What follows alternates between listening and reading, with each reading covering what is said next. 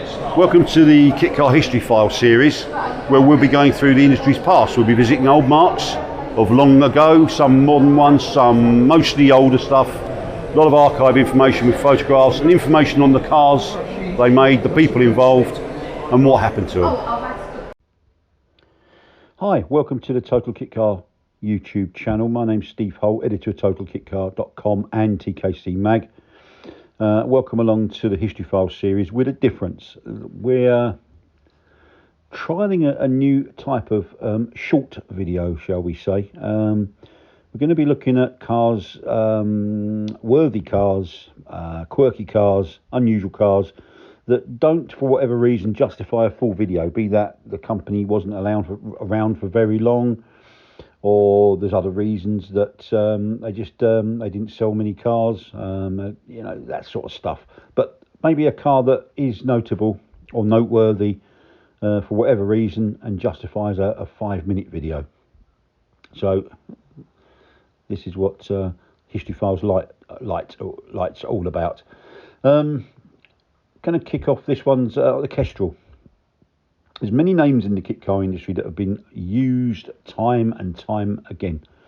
If in doubt, let's call it a Phoenix. If in doubt, let's call it a KESTREL. If in doubt, let's call it, oh God knows what, a Scorpion or something. You know, names have been done to death. But anyway, this was a little KESTREL.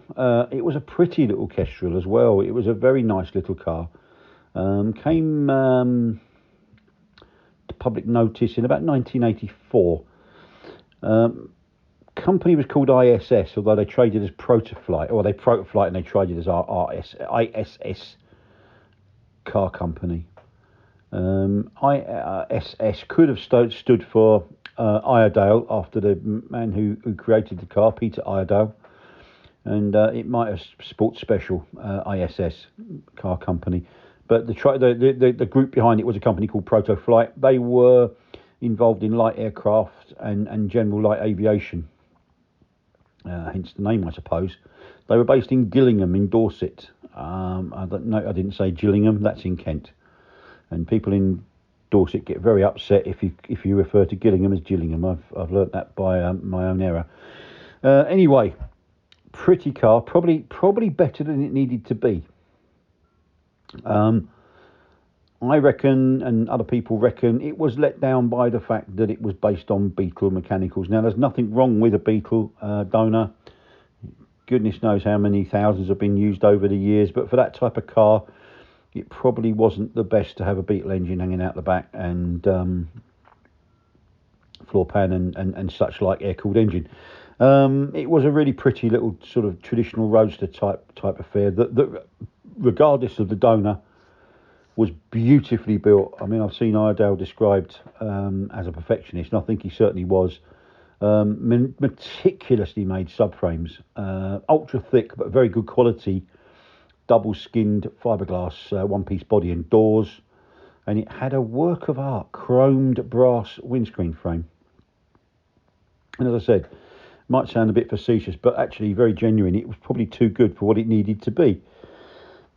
For whatever reason, Iredale probably realised he wasn't going to sell thousands of them, and by sort of late 1985 he pushed it off to another company, a Scottish company called Fez. And I always smile when I say Fez, because I always think of the legendary comedian Tommy Cooper for whatever reason. Well, he wore a Fez, didn't he? But I don't know why that particularly reminds me of him. But I don't know, I can't remember, don't know what FES stood for, but it certainly had Forsyth in it, I think. The F was Forsyth. Probably, now thinking about it, FES stood for Forsyth Engineering Services, and I think that's almost definitely what it was, interrogating the old grey matter. Stan Forsyth, they were in Scotland. He was a nice chap. I drove one of his cars. I don't know if it was one he acquired from Peter Iredale, or whether it was one that he built himself, but I certainly drove one. We had an action day in 1987 in Knockhill. And he's one of the manufacturers that turned up. A very nice little car. As I said, beautifully built.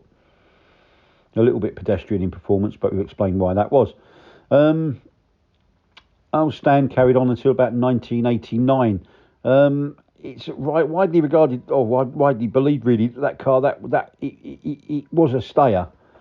And it's widely believed that was the end of it. But it did actually have a sort of a final flourish. Well, it wasn't really a flourish, but it had a final part 3 chapter to its existence when a company called Info Britain, one word, who are based in Haydock in Merseyside, trading as Cartel. Sorry, they were called Cartel. They weren't run by a cartel, but I don't think they were.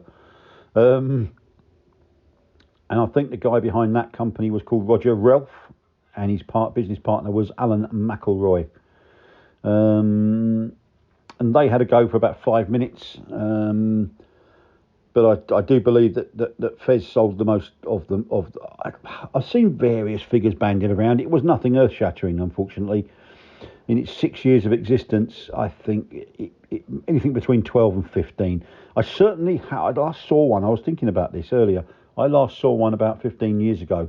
I haven't seen one since. So that maybe tells you how little there were on the road, originally. If you got one, I'd love to talk to you. I'd love to see it, and I'd like to do a feature on it. So anyway, that's the story of this Kestrel. Hope you enjoyed that. If you got this far, if you could hit subscribe if you haven't already, because it really helps the channel and it's free to do so. And if you could hit the like button, I nearly said light. If you could hit the like button, I would be very grateful for that as well. Look forward to welcoming you next time. Thanks for giving up a little 6.5 minutes of your day, and I hope you enjoyed it. Speak to you soon. Oh, sorry, see you soon. Thank you.